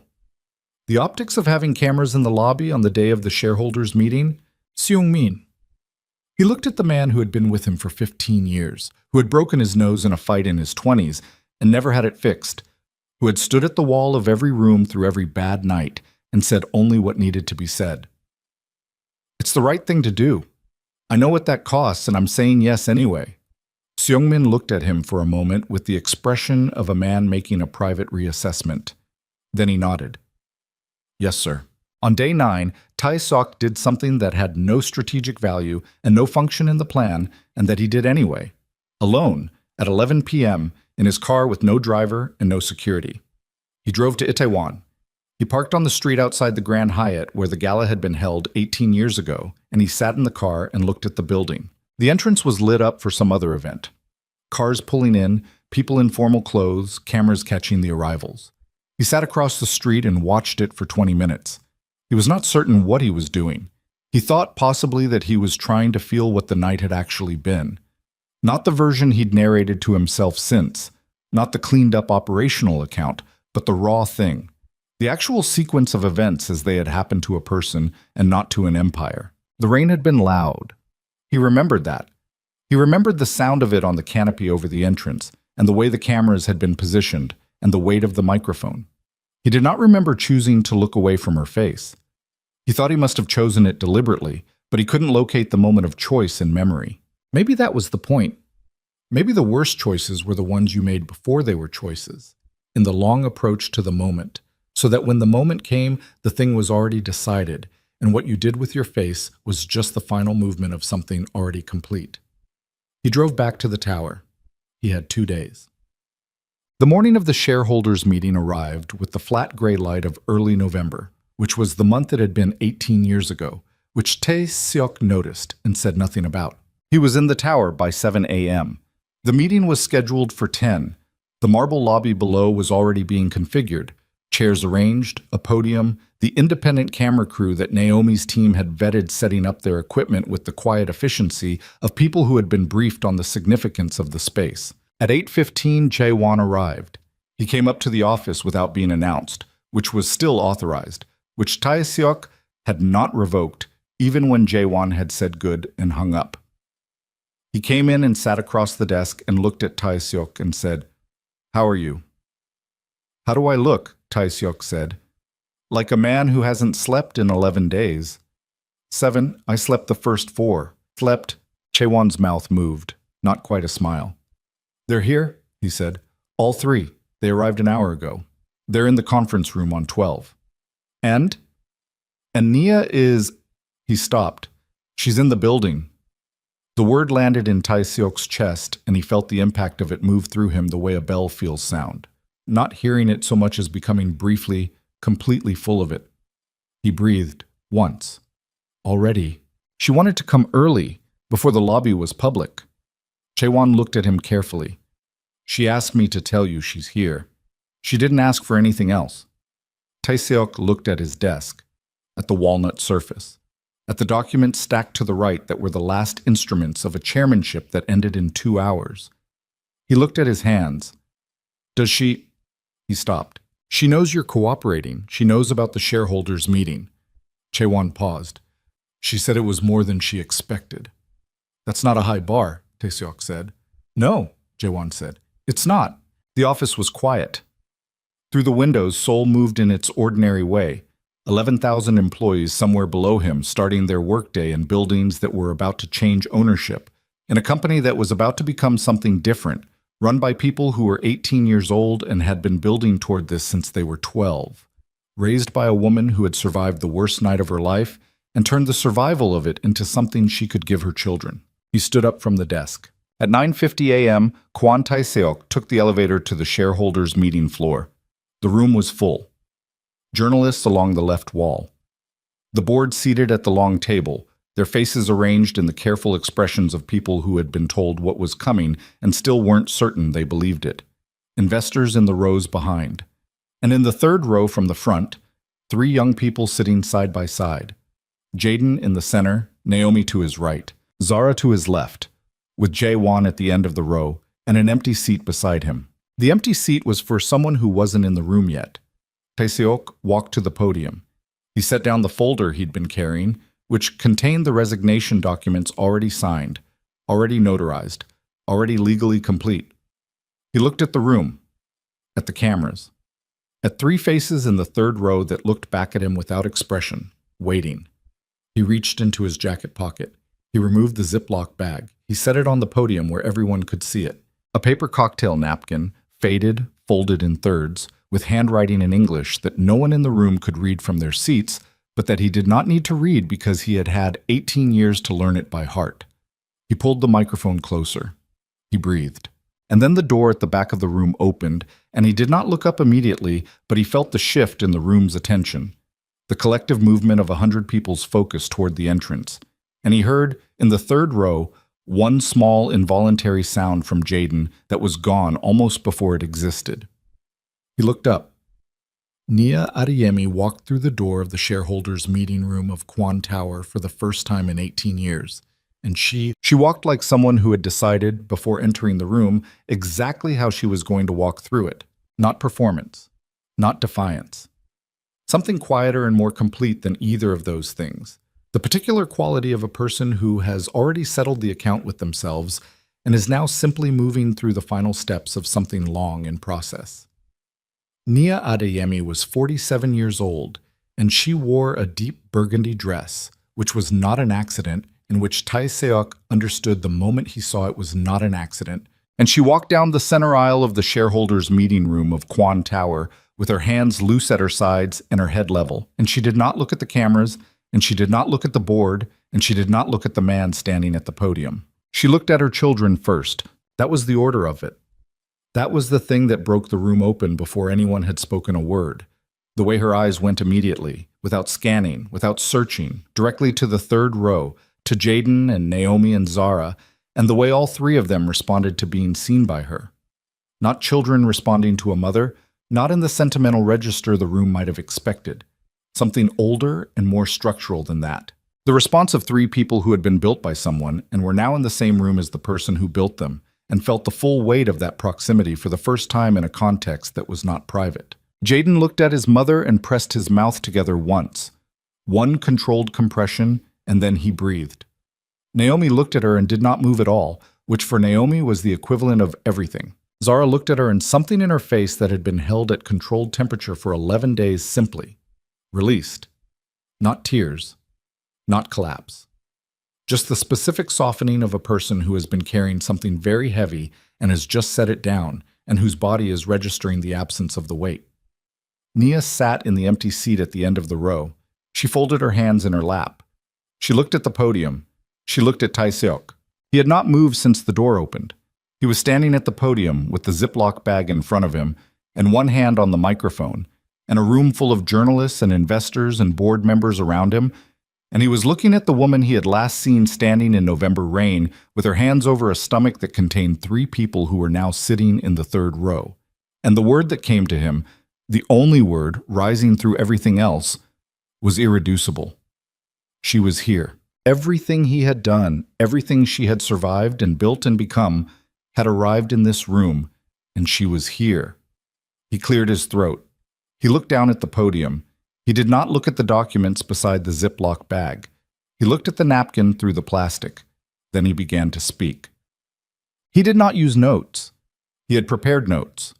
3 pages of careful language reviewed by lawyers who had argued quietly but consistently for measured phrasing, legally considered admissions, nothing that would complicate the cooperation arrangement. He had read those notes the night before and set them on his desk and left them there. What he said at the podium was not the lawyer's version. It was this. 18 years ago, he had a wife. She was brilliant and direct and had come to Seoul from somewhere else and learned the language and the city and the particular landscape of his world without complaint and with the specific intelligence of someone who processed things by watching carefully before acting. She had offered him 2 conditions before she married him, and he had agreed to those conditions because at 32, standing across a table from her, he had believed himself to be a different kind of man than he turned out to be. He said she was pregnant with 3 children when he chose to use her as a political instrument. He said the word chose clearly and did not soften it. He said he had stood at a microphone in a hotel ballroom and told a room full of people that her children were not his, and he had instructed his security team to remove her from the building, and it had been raining, and he had known it was raining, and he had gone back to his guests. He said he had not looked for her afterward. He had not looked for the children. He had built a wall of willful ignorance around the facts of what he had done, and he had lived behind that wall for 18 years, because he was, at the fundamental level, a coward about the things that required him to be more than what he was. He said the word coward without flinching. The room was absolutely silent. He could hear the camera equipment. He could hear the ventilation system. He could hear from the third row the quality of 3 people breathing. He said, the individuals who now held controlling interest in the majority of Quan Meridian's assets were his children. He said their names: Jaden, Naomi, Zara. He said the names the way you say something you have been practicing and still haven't gotten used to. He said they had built what they built correctly and legally, and with a patience that he recognized as his own worst quality turned into someone else's finest one. He said the company was theirs and the transfer was right, and he was resigning the chairmanship effective at the end of this meeting. He said the woman in the third row at the end of the aisle was Naya Adeyemi, who had been his wife, who was the mother of his children, who had survived what he had done to her and had raised 3 people who were better than anything he had produced in 30 years of building an empire. He said he was sorry. He said it once. He did not elaborate on it or decorate it. He had been advised that a public apology of this kind opened various legal avenues, and his lawyers had recommended against it, and he said it anyway, because some things were more important than legal avenues. He picked up the Ziploc bag. He held it up.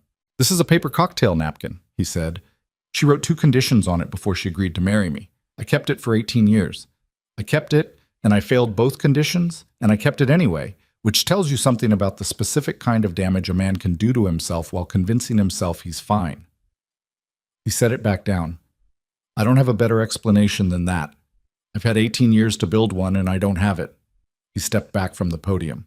He picked up the folder with the resignation documents, and he left it on the podium without opening it, because it had already been filed, because the legal transfer was already complete, because the only thing that had needed to happen here was the speaking of it aloud. He walked to the end of the third row. He stopped at the aisle seat where Nia was sitting. She looked up at him. Her face was the face of a woman who had heard what he said and had already decided before coming into the room what it meant to her and what it didn't. Not closed, not open, present, in the specific way she had always been present, entirely, without performance. He looked at her for a long moment. He said, very quietly, so that the microphones and the cameras and the 100 people in the room did not get it, "I'm glad you're all right." Nia looked at him. She said just as quietly, "I know." She did not look away. She also did not invite him to sit down. She held his gaze with that direct and unreadable quality until he gave the only appropriate response, which was to nod once and step back and walk to the end of the row where Jaewon was sitting and take the empty seat on Jaewon's other side. He sat down. He folded his hands in his lap. He watched his children stand up.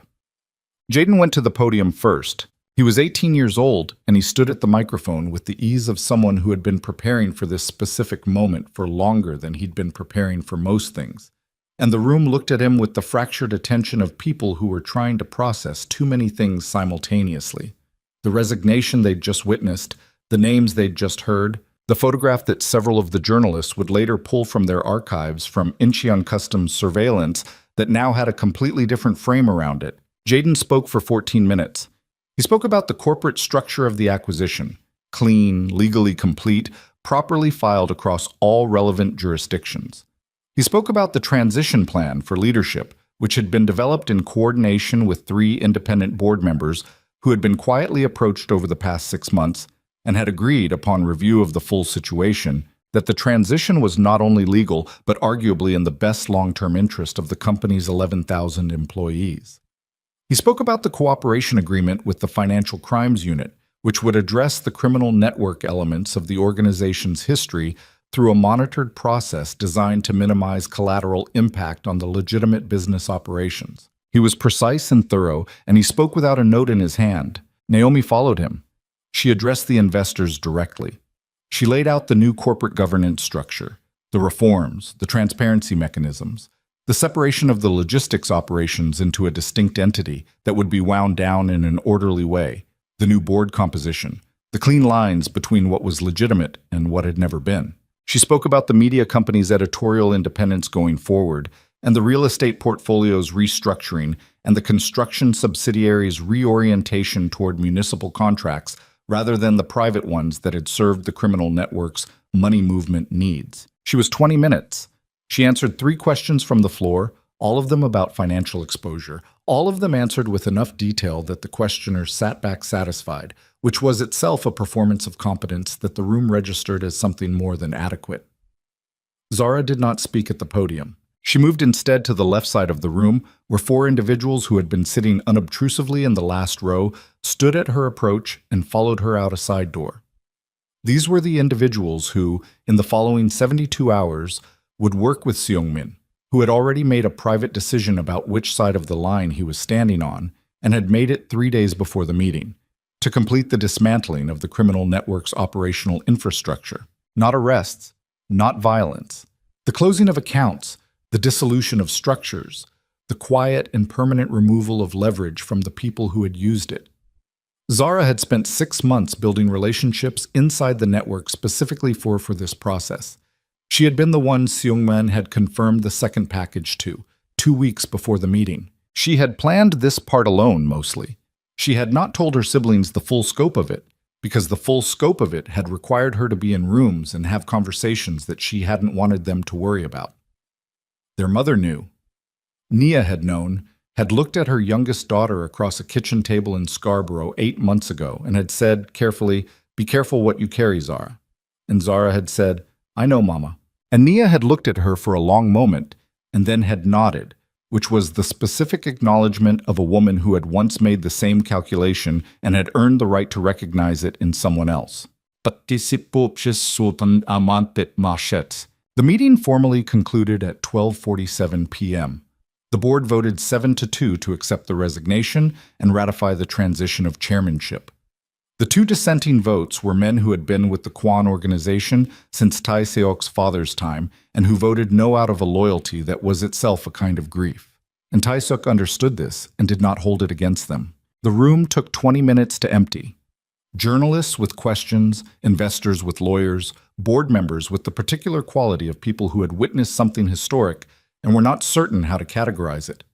Through all of it, Tae Seok sat at the end of the 3rd row and did not speak to anyone and did not move. Chae-won sat beside him and also did not speak. When the room was nearly empty, Naomi came and sat across the aisle from her father. She had her laptop bag over one shoulder and the expression of someone who had just completed a very long and complex task and was now in the first moment of its aftermath, which was a different kind of exhaustion from the one that preceded it. She looked at him. "The lawyers will contact you this week about the cooperation agreement timeline." "I know. You should know that the agreement we've structured it's as limited in scope as we could make it.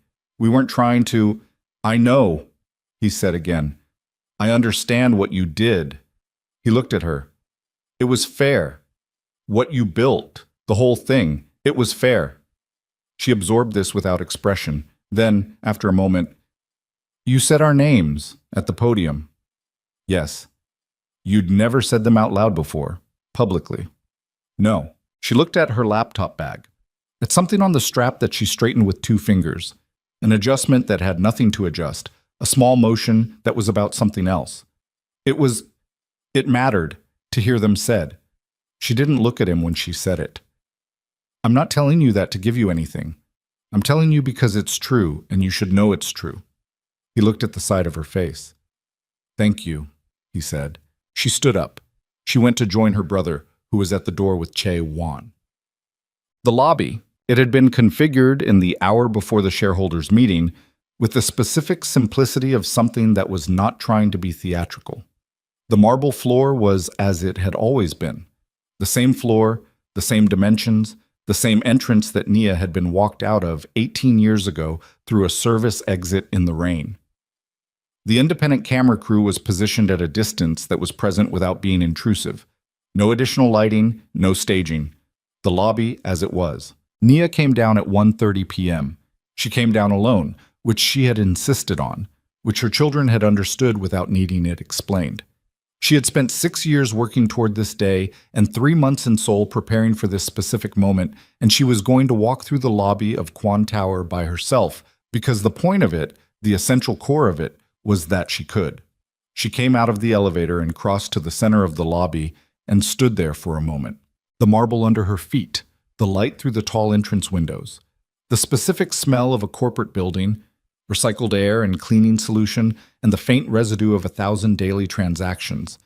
That was exactly as anonymous as it had been when she was last here, which was itself its own kind of information.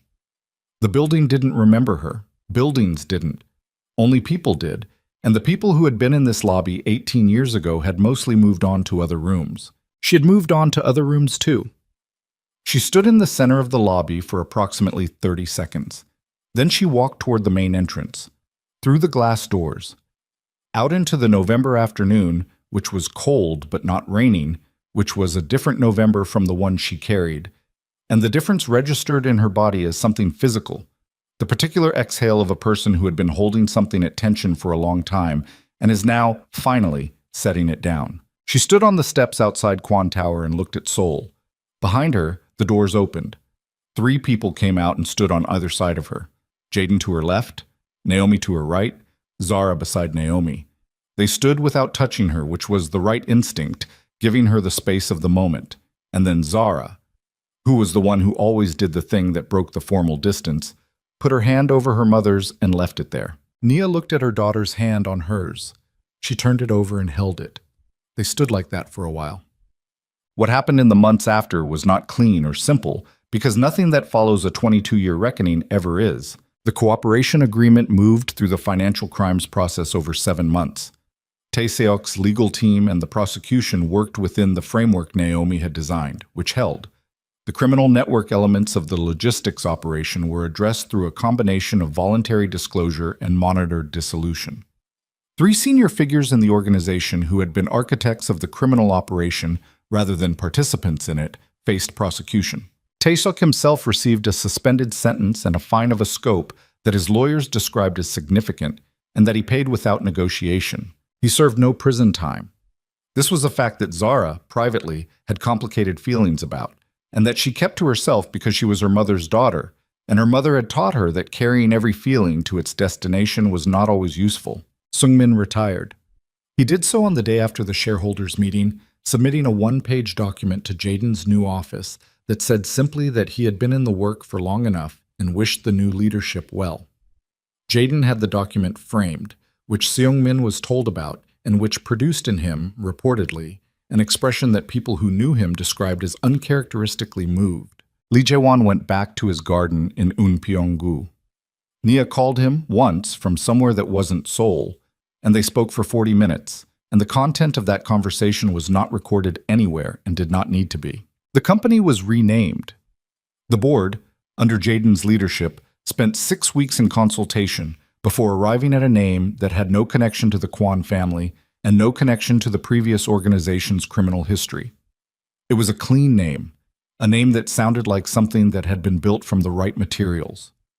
The 11,000 employees received a letter explaining the change of ownership and the restructuring and the commitments of the new leadership.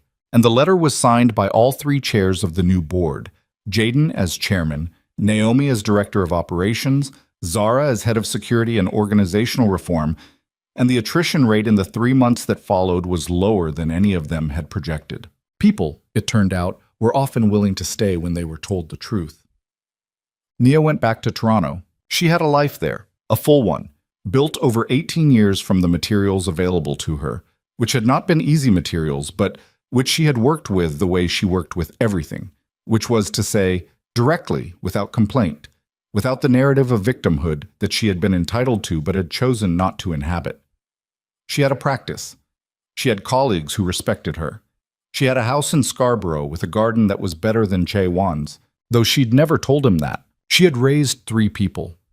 That was the organizing fact of the last 18 years, the one that everything else had arranged itself around. She had raised them, and she had taught them, and she had also, quietly, over many years, done the thing that parents do without advertising. She had told them, through the texture of the life she built, what she believed was possible for a person to do with what happened to them. She had not taught them hatred. This was not because she didn't have access to it. She was not a woman without anger, and she had anger, specific and substantial, that she had learned to carry without letting it be the primary thing. She had taught them precision instead. Patience. The particular discipline of keeping the goal in sight when the goal was years away, and the present moment was exhausting. She had taught them that justice and revenge were not the same category. They had understood. She took the direct flight back from Incheon. She watched Seoul disappear through the oval window and felt, for the first time since she'd left it 18 years ago, that it was simply a city, a place, not the location of a wound, just a city with its towers and its river and its 11,000 people and its new company name and its particular November light. She put her head back against the seat and closed her eyes. She was 47 years old and she had done what she set out to do. Not for herself in the end, though it had served her too. For 3 people she had held in her arms in a hospital room on a November night with the rain loud on the windows and no one else in the world in the room, and the specific quality of new life that is simultaneously the most terrifying and most essential thing a human being can experience. She had made them a promise that night. She had kept it. She slept for the first time in weeks without waking up in the middle of it. Tae-seok moved out of the penthouse. He did this before the cooperation agreement was finalized, before the legal proceedings were complete, before any of the external pressure required it. He did it because living on the 43rd floor of a building with his name on it that no longer had his name on it was a specific kind of absurdity that he lacked the energy to maintain. He took a smaller apartment in a district he'd never lived in, Mapogu as it happened, which was where his children had stayed when they came to Seoul, which he noticed and which he chose not to read too much into because he was trying, in this period, to develop the habit of not narrating everything into meaning. He had not spoken to his children since the shareholders' meeting. He had been told, through Jae-won, that this was not a door permanently closed, that there was a difference, Jaden had apparently said, between what we're not ready for now and what will never be possible. Jae-won had delivered this information in his careful way, neither amplifying it nor diminishing it, which was the right approach, and also the approach of a man who understood that hope was a thing that needed to be handled without too much pressure. Tae-seok had a small balcony in the new apartment. He stood on it most mornings with coffee. He let go cold and looked at a district he was still learning and thought about things he was still learning to look at directly. He had been good, for 30 years, at not looking. Relearning it was work of a specific and unglamorous kind. One morning in February, 3 months after the shareholders' meeting, he received an envelope by physical mail, which was unusual enough to register. Inside was a single photograph, no note. 3 young people standing in front of a building he recognized as the new company headquarters, now bearing its new name on the exterior. Jaden in the center, Naomi to his right, Zara to his left. All 3 of them looking at the camera. Their expressions were not warm, not hostile. Present. The photograph of 3 people who had done what they set out to do and were now standing in the aftermath of it, figuring out what they were. He looked at the photograph for a long time. He did not call anyone to tell them about it. He put it on the kitchen counter and made fresh coffee and stood with it in his hands and looked at the photograph while the coffee cooled again, which was a habit he had apparently not corrected. He thought about the napkin. He had given it to Naomi in the apartment in Mapogu before the shareholders' meeting, left it on the counter, and she had not returned it, and he had not asked about it. He did not know where it was now.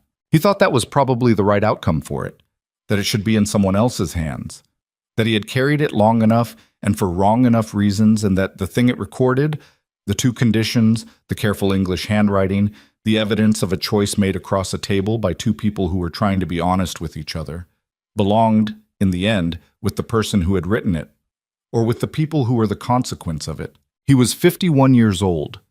He had the specific forward stretch of a life that was going to require him to be someone different from who he'd been, which was not comfortable and was also, in a way, he was still figuring out how to describe, necessary in a way that felt less like punishment and more like the first honest motion he'd made in a very long time. He did not know if his children would let him be part of their lives. He knew they were alive. He knew they were capable. He knew what they had built and what it cost them and what it said about the person who had raised them. He knew that the one thing he had done right, in the whole of it, was that he had stood at a podium with a room full of cameras and said their names out loud, that he had called them his, that he had said the word coward and not dressed it up as anything else. He thought that Naya, wherever she was, in the sleep she'd earned and the garden she'd built, and the life she'd constructed from the hardest possible materials, knew that too. It was not enough. He was clear-eyed enough to know it was not enough, but it was the first true thing he had put into the world in 18 years. And the three people his children had become: precise, patient, incorruptible, built from something stronger than anything he'd assembled in 3 decades of building, those were not his. He had not made them. He had been, at most, a problem they had solved. But he was the problem that had produced the solution, and somewhere in that equation, buried under everything that was still unresolved and would remain so, was the only form of purpose he had left. He went inside. He picked up his phone. He looked at it for a moment. He set it back down. He was not ready to call. They were not ready to receive. But the door between not ready now and never was a real distance, and he had time to walk it, and for the first time in 18 years, he understood what the walking was for. Outside, February Soul moved in its ordinary way, buses and cars and cold air off the river. The city indifferent and enormous and full of people building things, some of them correctly, some of them not, all of them carrying whatever they carried. He put his jacket on and went out into it.